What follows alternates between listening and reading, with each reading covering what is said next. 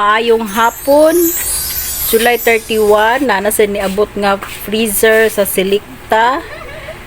So, nga nakapangalan sa akong tindahan Uting Store. Amo lang siyang receive pero kuhaon ni siya sa dealer karon kay siya na mo deploy ani sa lain nga tindahan. Kay July 9 naa na may gihatdan na may dayon July 31 na anasad. So kuhaon na siya sa sa dealer unya siya na mo bahala na mo deploy sa lain tindahan pero ang nakabutang ani kay nga muara bang tindahan nga pangan. So document lang ni para magkinaunsa ang magkuha na mo dawat pabayad na. July 31, 2021. Brand new gihapon siya.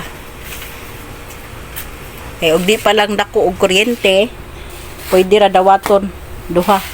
Pero dako in taon siya og kuryente. Mao to nga among nadesisyonan among gipananghid sa dealer kung pwede ba nga ako ibutang dito sa pikas tindahan sa gamay nga tindahan dito sa akong papa, and ning sugot siya nga adto lang sa so among gi dala dito, among gi hatod unya ako ang taga-order og unsay mga item nga kinahanglan nila dito nga ice cream. Ang best seller dito is ang tagjis pero dili gid siya kakuha sa kuryente. Amo gid siya gikwenta-kwenta, dili gyud makuha niya ang kuryente alkansi. Mo to amo na lang pong gidesisyonan nga ipa-pull out na lang sa ahente o ipa-drop na lang sa lain nga tindahan kay sayang sad ang freezer.